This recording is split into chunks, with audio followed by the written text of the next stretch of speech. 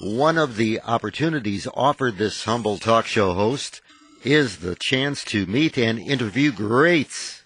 One of these greats is science fiction author Ray Bradbury. Perhaps Bradbury's best-known tale is the Martian Chronicles. Our story begins in the dim future of 1999. Well, from the point of view of our tale, a manned spaceship is about to take off for the planet Mars. Well, here's the host of NBC's Dimension X to tell us more.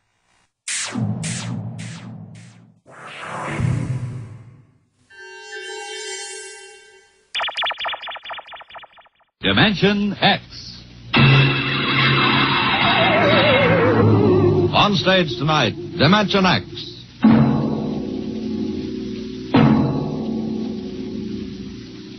Tonight, Dimension X presents The Martian Chronicles, a dramatization of the new novel by one of our most brilliant young science fiction writers, Ray Bradbury. The Martian Chronicles.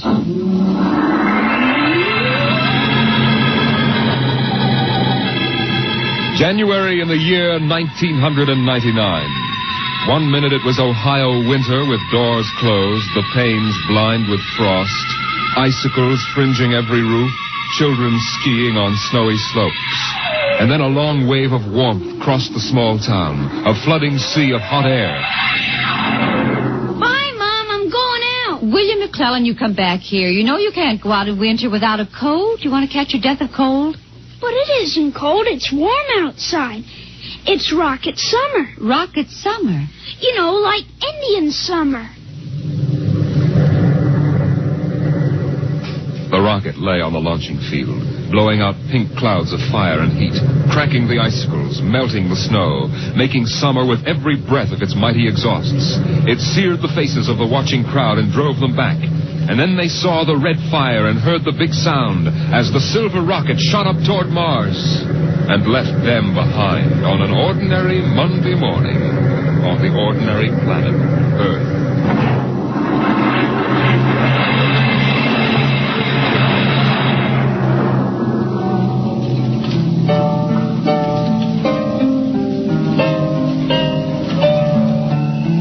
They lived in a house of crystal pillars on the planet Mars by the edge of an empty sea. And every morning you could see Ela eating the golden fruits that grew from the crystal walls, or her husband sitting alone in his room reading from a singing metal book over which he brushed his hand as one might play a harp. Ela and her husband were not old. Once they had liked painting pictures with chemical fire, swimming in the canals when the wine trees filled them with green liquors, and talking into the dawn together. But no more. Marriage sometimes makes people old and familiar while still young, and Ela was not happy now. This morning she sat dreaming between the crystal pillars and wished that somehow a miracle might happen. And then suddenly... Ela! Did you fall? No. I thought I heard you cry out. Did I? I was almost asleep and had a dream. In the daytime? You don't often do that. Strange. How very strange. I dreamed about a man. A tall man. 6 feet tall. Oh, how absurd. He'd be a giant, a misshapen giant. I know. And yet somehow he looked quite handsome. He was dressed in a strange uniform. And he came down out of the sky in a long silver craft. Out of the sky? What nonsense. He spoke pleasantly to me in another language. But somehow I understood him with my mind. Telepathy, I suppose. Oh, really, Ela? And he said, I've come from the 3rd planet in my ship. My name is Nathaniel York. A stupid name. Whoever heard of a name like that? Perhaps they have names like that on Earth. That's ridiculous, Ela. Everyone knows the 3rd planet is incapable of supporting life. There's too much oxygen in their atmosphere. I suppose. But haven't you ever wondered if... Well, wouldn't it be fascinating if there were people there and they traveled through space in some sort of ship? Really, Ela? You know I hate this emotional wailing. Now, let's get on with our work.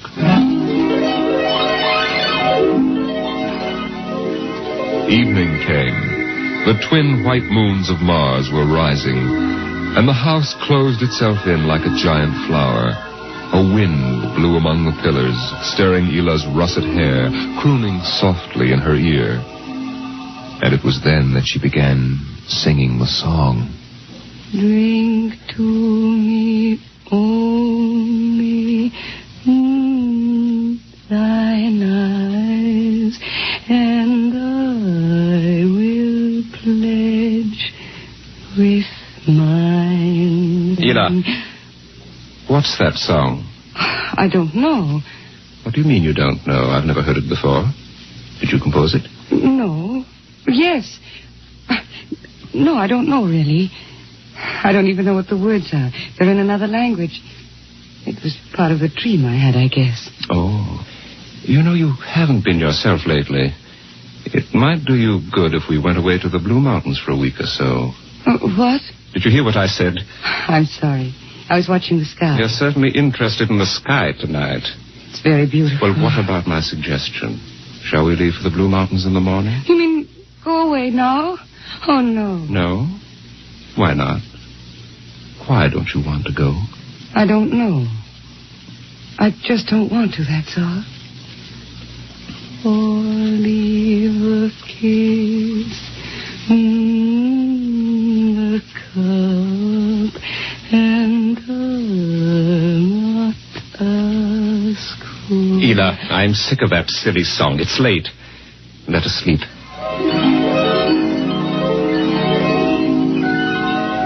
From the crystal walls poured a soft carpeting of mist to support Ila where she lay down to sleep. But through the night she tossed restlessly until just at dawn the dream recurred. Ila, wake up. What?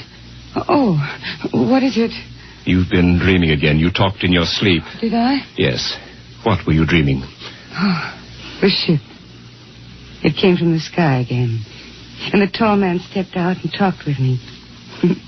Telling me little jokes and laughing. What else happened? And then this Captain York... Oh, I can't. It's all so silly. Tell me.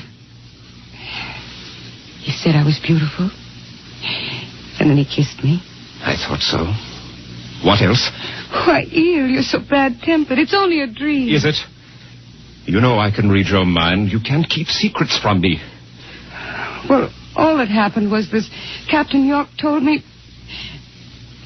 Well, he told me he'd take me away in his ship into the sky. Take me back to his planet with him. It's quite ridiculous, really. Ridiculous, is it? You should have heard yourself. Fawning on him, talking to him, singing with him all night. In your dream, he landed in Green Valley, didn't he? Please. And he told you he was coming today. Yes. But what's come over you? It was only a dream. You can't be jealous of that. No, I suppose not. Forgive me. I'm being childish. You're sick. You've been working too hard. No, I'm all right. But perhaps you're right. Maybe I could use a little relaxation. Yes. I think I'll take the morning off and go hunting. Hunting? Yes, in Green Valley.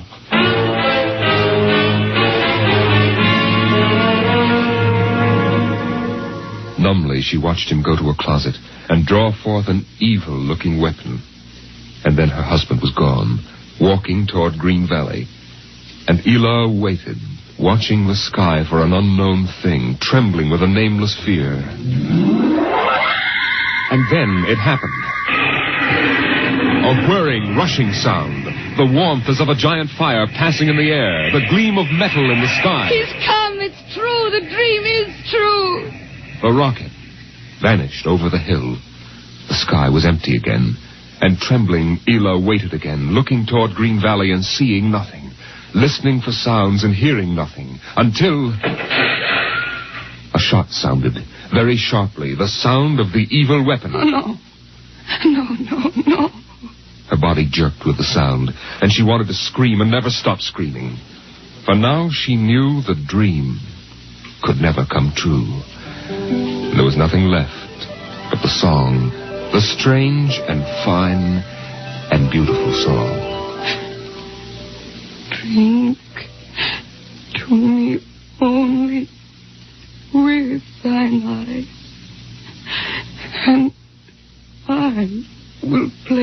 with mine. Or leave a kiss within the cup.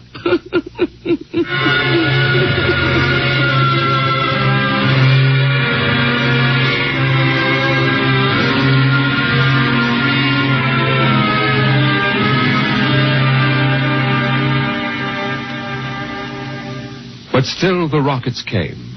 The next ship came down from the stars and the black velocities and the silent gulfs of space, and landed by night near a Martian city. The men made their way to the outer rim of the dreaming city, and then Jeff Spender went in to reconnoiter, while the others watched and waited for something to stir in the haunted city, some gray form to rise, some voice to break the unearthly stillness. Where were the people? Where were the Martians? Nothing stirred to disturb the silence until... Halt! Who goes there? Don't shoot! Hold it, Parker. Let's Spender and his party. They're coming back. Captain Wilde! Over here. Well? Captain, we've searched the city. People were living here last week. People? Martians. Where are they now? Dead. Dead. What did they die of? You won't believe it, Captain. Chickenpox. Good Lord, no. Yes. No resistance to an Earth disease, I guess. So the other rocket did get through to Mars. It looks like it, Captain. God only knows what the Martians did to them. But at least we know what they did to the Martians. You mean they're all dead? Yes. This planet is through. Hey, you hear that, guys? We're safe. Break out a bottle, Cookie. Let's have a drink to celebrate. Stop it, Parkhill. Put down that bottle. What's eating you, Spender? The planet's ours now. We got a christener, don't we? I christen thee the city of... I christen... Hey, Park Hill City. Park Hill, I warned you. All right, Spender, that's enough. That'll cost you a $50 fine. Cookie, McClure, take care of Parkhill. Spender, you come with me.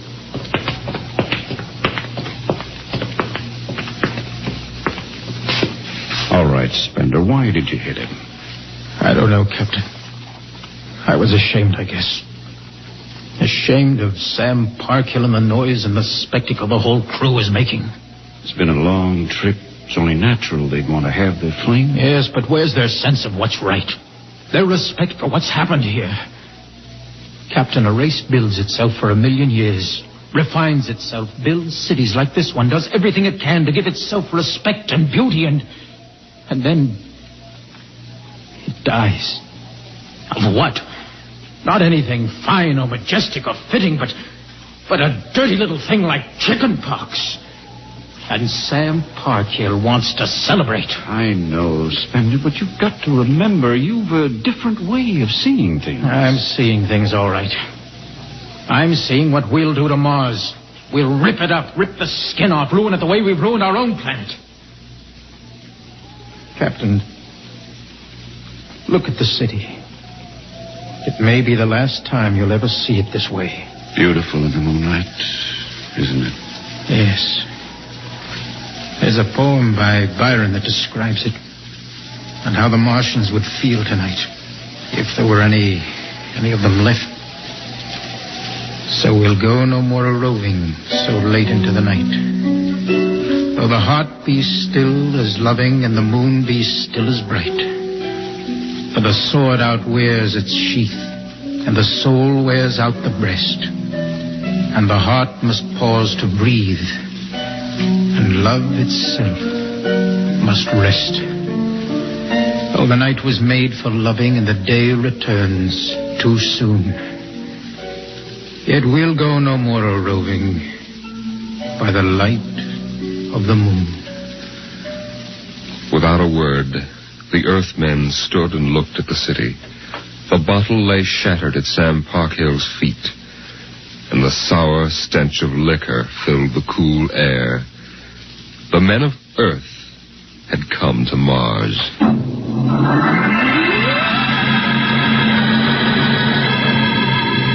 The men of Earth came to Mars. They came because they were afraid or unafraid. because they were happy or unhappy, because they felt like pilgrims or did not feel like pilgrims. The government posters screamed, "There's work for you in the sky. See Mars!" The men shuffled forward, all kinds of men, all coming for different reasons. The rockets came like drums beating in the night. They came like locusts, swarming and settling in blooms of rosy smoke. Mars was a distant shore, and the settlers spread upon it in waves. First the pioneers and builders, then the people of civilization. Some came because they were afraid of a coming war on Earth. Some came because they were afraid of nothing. Some came to escape from the smell of the subways and the cabbage tenements. And some came from houses like the one in Ohio. It was a good house, the house in Ohio, and for 6 years the family had lived there contentedly, enjoying music and poetry and the rich, warm things of life. For the house had been built to be lived in the year 2020. It contained all the latest automatic devices, from talking book recorders to singing clocks. 7 o'clock, time to rise, open your eyes. Tick-tock, 7 o'clock, time to rise, open your eyes.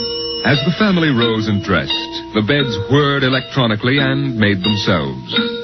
In the kitchen, the stove sighed, and ejected from its warm interior 8 eggs, sunny side up, 12 bacon slices, 2 coffees, and 2 glasses of milk.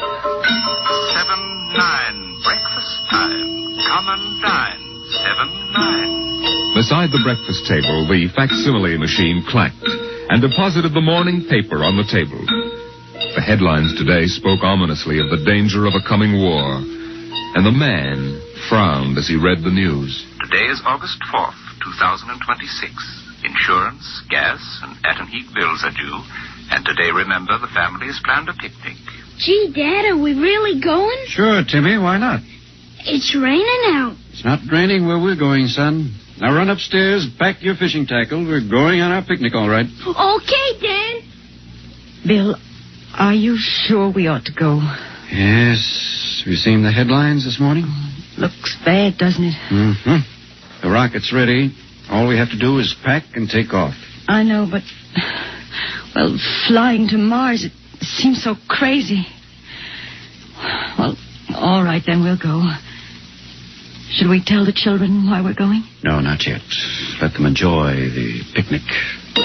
The house went on with its appointed tasks. 9:15, time to clean. 9:15, time to clean. Out of the molding darted hundreds of tiny mechanical mice, all rubber and metal. They sucked up the dust and dirt in the house and popped back into their burrows. In the walls, relays clicked, memory tapes glided under electric eyes, recorded voices moved under steel needles. 12 o'clock, 2 o'clock, 4 o'clock, 6 o'clock, tick-tock, 8 o'clock. Evening came. In the living room, the hearth fire bloomed out of nothing, and the phonograph spoke from beside the fireplace. Mrs. McClellan, what poem would you like to hear this evening? Mr. McClellan? Since you express no preference, I shall select at random from among your favorites. Sarah Teasdale, There Will Come Soft Rains. There will come soft rains and the smell of the ground, and swallows circling with their shimmering sound, and frogs in the pools singing at night, and wild plum trees in tremulous white. Robins will wear their feathery fire, whistling their whims on a low fence wire, and not one will know of war, not one will care at last when it is done. Not one would mind, neither bird nor tree, if mankind perished utterly. And spring herself, when she woke at dawn, would scarcely know that we were gone. The phonograph finished the poem, but there was no one there to hear, for the family had gone to Mars.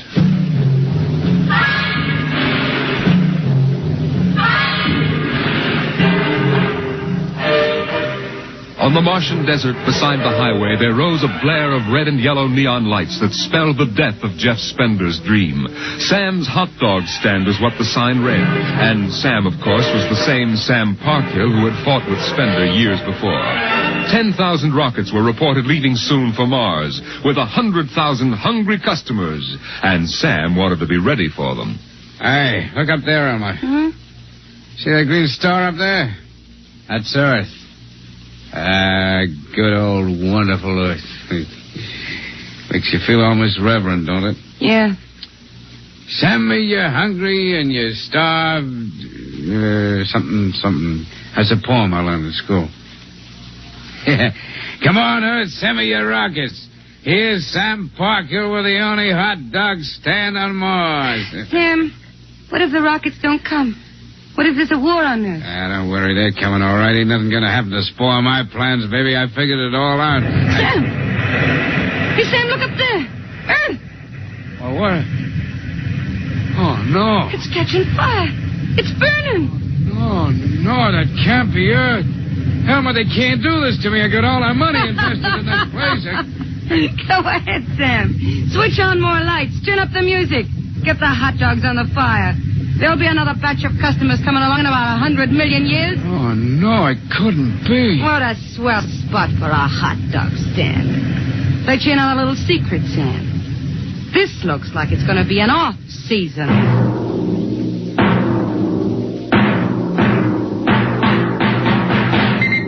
The light beam radio crackled with the news.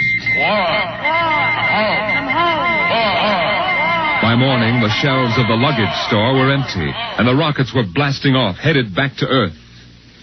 In a few days, everyone was gone, and the planet of Mars once more lay deserted and silent.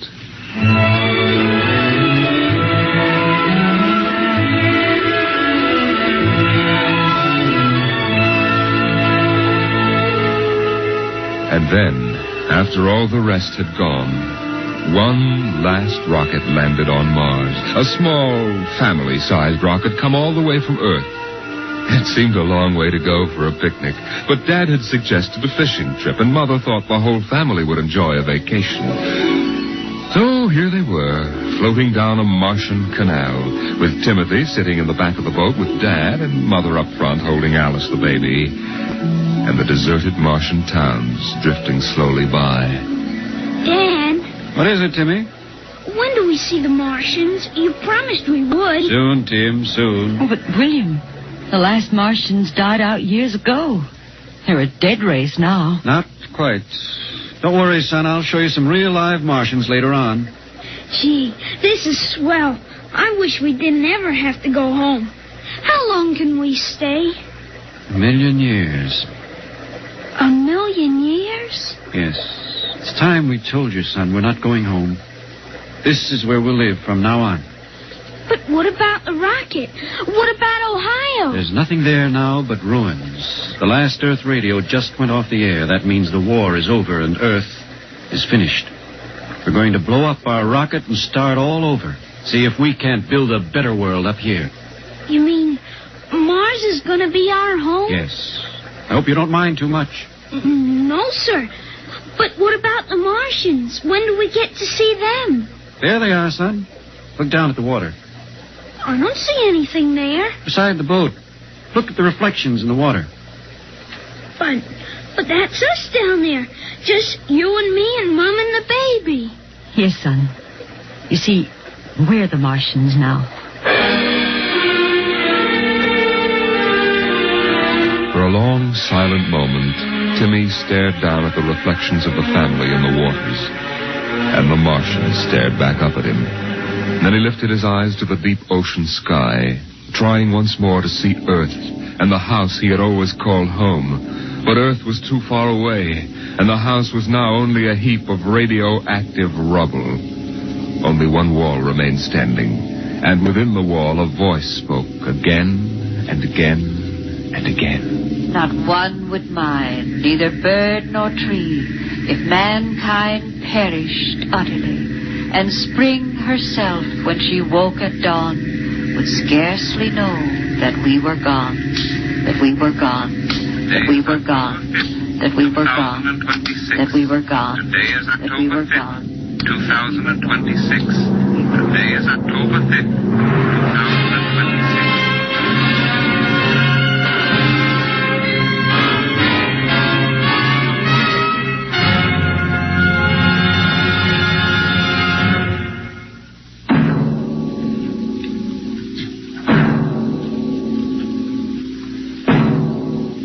You have just heard The Martian Chronicles, a dramatization of highlights from the new novel by Ray Bradbury. The world of Dimension X.